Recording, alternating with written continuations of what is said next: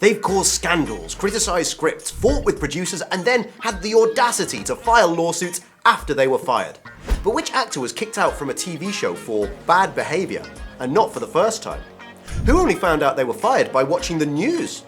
Who was fired for something as extreme as racist tweets, and who for something as mundane as being a bit stern? Hi, I'm Peter, and you're watching OSSA, and I've prepped a list of all the biggest scandals that led to shows ditching some of their lead actors, sometimes in the harshest of ways. So, in 10th place, Isaiah Washington, whose character left his bride at the altar and ran away to another city at the end of Season 3 of Grey's Anatomy, had every chance of returning for Season 4. That is, until showrunner Shonda Rhimes called the actor to personally give him his marching orders. It seems like Washington had developed a reputation for not exactly being a team player.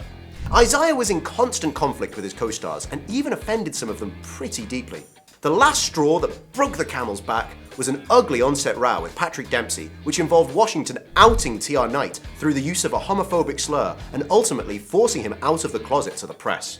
Rhimes would eventually get Washington back on the show, but it was very short term and ultimately wouldn't last, as his real role was to help facilitate a smoother departure for Sandra Oh's character from Grey's Anatomy. Number 9. Cast your mind back to the 90s, a time before the new millennium. That's right, we're talking about the Fresh Prince of Bel-Air. Didn't it seem weird that the matriarch of the Banks family, Vivian, seemingly changed overnight? The Fresh Prince of Bel-Air became the first large-scale show for Will Smith, and regardless of the cozy familial atmosphere of the show, the feelings on the set were anything but. And it all came down to the tensions between Will Smith and Aunt Viv, played by Janet Hubert. I can say straight up that Janet Hubert wanted the show to be the Aunt Viv of Bel-Air show, because I know she's going to dog me into the press. She said once, "I've been in the business for 10 years and this snotty-nosed punk comes along and gets a show?" Janet herself has always denied it, but multiple sources besides Smith have admitted that working with Hubert has been more than problematic. Alfonso Ribeiro often mentions her in his stand-up performances. We felt like when we were doing The Fresh Prince of Bel-Air that we were a family. She, at that point, ruined that, and she made it very difficult for us to work, and unfortunately, she was then fired. They brought in Daphne Maxwell Reid, who we absolutely loved, and we moved on. Oh well. 8th place. Another controversial departure was that of Nicollette Sheridan from Desperate Housewives. Despite being an antagonist, the character Edie Britt became an audience favourite, but Nicolette's own antagonistic attitude was decidedly less welcome. In 2011, Sheridan filed a 15-page lawsuit against showrunner Marc Cherry, along with the other creators of the show, accusing them of a laundry list of transgressions including unlawful dismissal, contract violation, and even physical assault. According to Sheridan, Cherry struck her in the head during a rehearsal. While the defendee argued that it was harmless and overblown, Nicolette wasn't that surprised when Marc Cherry killed off her character in a car accident in Season 5, allegedly as a result of unwanted criticism from the actress about the script and how her character was developing. Sheridan claims that Cherry despised anyone critiquing his scripts, citing Terry Hatcher as being in the same situation. However, when Sheridan was fired, Terry and the rest of the cast sided with Marc Cherry. Sheridan went on to accuse Cherry of gender and age discrimination and intentional moral abuse. The lawsuit dragged on for more than 7 years, with the latest dispute adding to it only last year. So we still don't know how this ongoing feud between Marc and Nicolette will resolve. Coming in at number 7. Over on the set of Lost, another antagonistic survivor of Flight 815 was causing havoc. Michele Rodriguez's forceful personality was causing a headache for the producers of Lost, and they supposedly had a hard time working with the actress. The final decision to kill off Rodriguez came after the actress was caught speeding and, worse, drink driving while the show was filming in Hawaii. And this wasn't the first time Michele had been caught driving under the influence. Her prior conviction made this a clear violation of her probation, which is a jailable offence. So Rodriguez was sentenced to 60 days in the slammer, 30 days of treatment, and another 30 days of community service. Several weeks after the scandal, Michele's character was killed off. While the producers of Lost assure people that the decision came from Rodriguez herself and that the decision to not renew her contract was mutual, we can't help but think that her off-set antics probably influenced the decision. Number 6. More recently, another audience fave was ousted from a long-running network show. The show? Criminal Minds. And the actor? Thomas Gibson. The first signs of a problem arose when Thomas was throwing his weight around on set and allegedly pushed a producer. Showrunners opted not to fire Gibson in this instance, but they did stipulate that he would have to attend anger management courses. Gibson was allowed to continue as Special Agent Aaron Hotchner, and was even given permission to direct a couple of episodes in 2013. However, when Gibson returned to the director's chair for a couple of episodes in 2016, trouble flared up once again. Thomas supposedly approached screenwriter Virgil Williams while filming and asked him to change a line, but Williams argued that this would harm the story. This resulted in an altercation between the two, which ended up with Gibson removed from the set and the termination of his contract. Aaron Hotchner was hastily written out of the story. Any questions about his departure conveniently waved away as being under witness protection. Gibson has since expressed his regrets that things happened the way they did, and there are many that still hope that Agent Hotch's exodus will soon come to an end, however unlikely that may seem. 5. Jussie Smollett, the face of Empire, was also recently given the chop. Smollett played Jamal Lyon, the gay son of hip-hop kingpin Lucius Lyon, but was fired after a massive scandal. According to some sources, Jussie wasn't satisfied with his salary and decided that the one way to increase his worth would be to draw more media attention, which led him to a truly bizarre scheme. Smollett, an openly gay actor, faked being the victim of a racist, homophobic attack. In his report to the police, Jussie fabricated an entire hate crime involving being attacked with chemicals, verbal abuse, and even the threat of lynching. After conducting a thorough investigation, police concluded that the baffling incident had been staged by Jussie and his two brothers.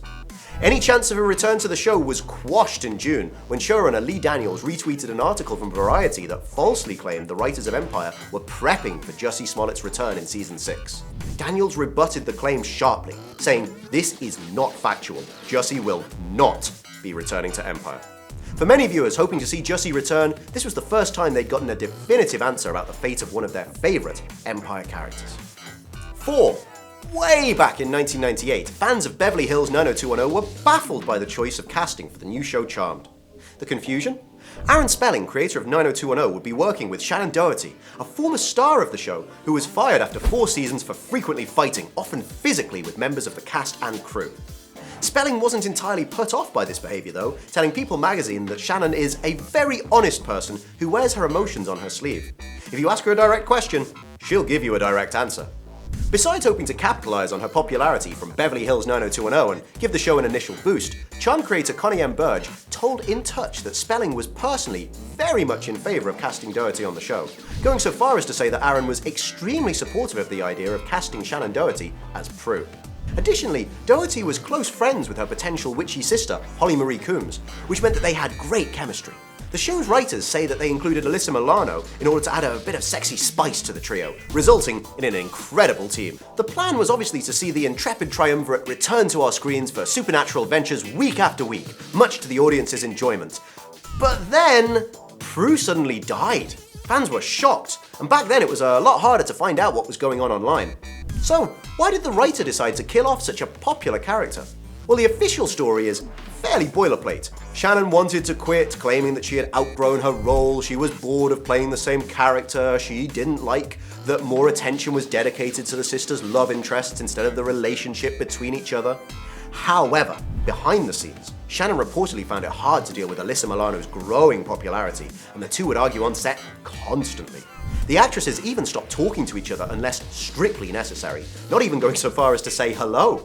According to the writers of Charmed, it eventually became clear that someone had to go.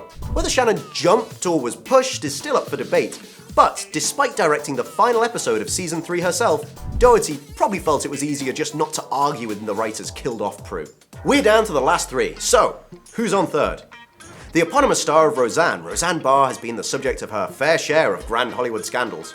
In May of last year, when her recently rebooted show was given another season, Barr got it into her head to tweet about politician Valerie Jarrett, shocking many with an entirely unprovoked racist attack. The backlash was rightly immediate and severe, which prompted Roseanne to respond the morning after the tweet was published that the whole thing was some kind of terrible joke. Barr also flippantly tried to lay the blame on the effects of sleeping pills, but the public were having none of it. Eventually, the scandal eclipsed any goodwill the show had garnered to the point that ABC were in a bind.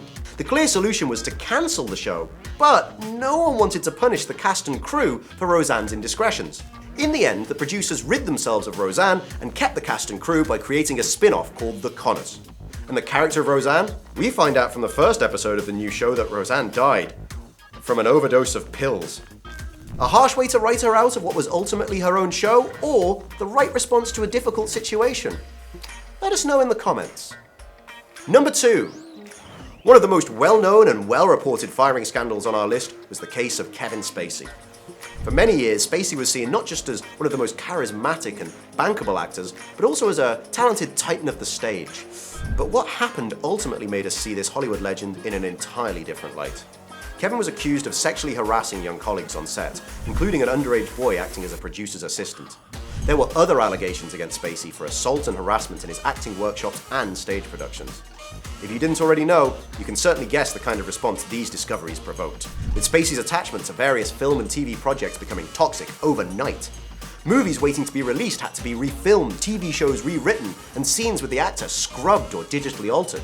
And nowhere was this more noticeable than House of Cards, where the writers had to work overtime to rewrite the show's 6th season without its main character.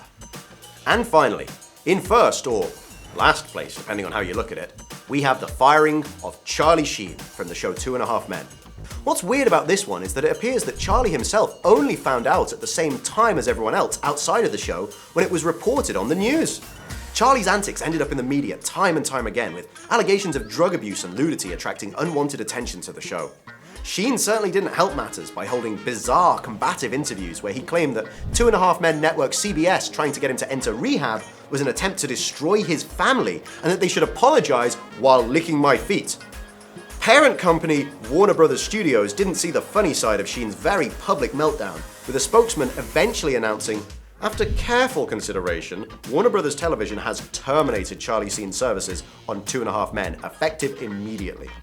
After a solid week of being on the news for his over-the-top accusations, Sheen's reputation hit rock bottom, with his fall from grace made all the harder as he was one of the most highly paid actors on TV at the time, earning more than $1 million per episode. Sheen's multiple addictions got the better of him many times while still on the show, and the media were all too happy to encourage this self-destructive behavior.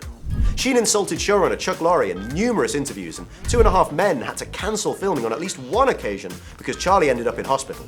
Reports at the time said that he was there to treat a hernia, but it was later revealed that he was hospitalized after a party that lasted a record 36 hours. Sheen claimed it was the happiest day of his life when CBS cut him loose, and that's definitely possible. However, there were severe implications for his career. Much like Roseanne, Sheen was subject to another undignified departure, with producers deciding to push the character under a subway train in order to make sure the character left the show for good. How do you feel after all this scandalous behavior? Did the loss of any actor or character put you off coming back to a show? And is there anyone who you think got what they deserved? Share your opinions with us in the comments below. Mind your manners, and stay awesome, everybody.